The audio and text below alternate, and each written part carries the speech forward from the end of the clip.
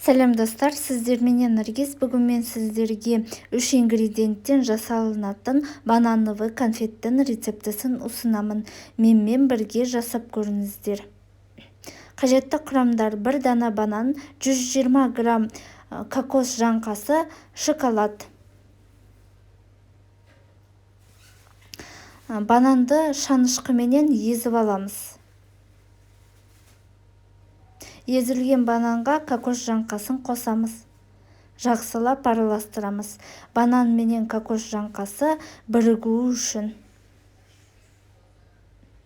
Енді көп мөлшерде емес, қолымызға осылай дөңгелектетіп қойып, пищевой пленкаға конфетімізді салып аламыз.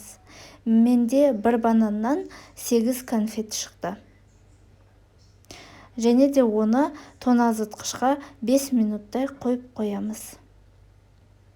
Енді шоколадымызды водяной баняда ертіп аламыз.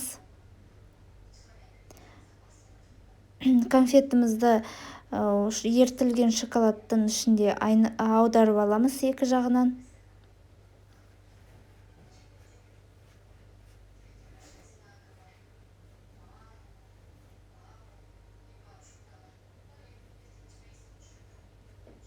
Тағы да тоңазытқышқа 15 минуттай қойып аламыз. Енді тоңазытқыштан шығарып, бөлек ыдысқа қоямыз.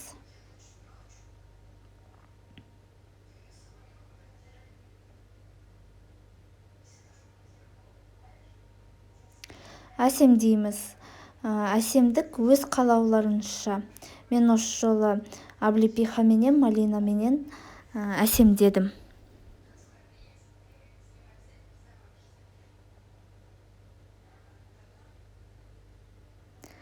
Сіздер менен болған Наргиз. Астарыңыз дәмді болсын. Менің YouTube каналыма тіркелуді ұмытпаңыздар.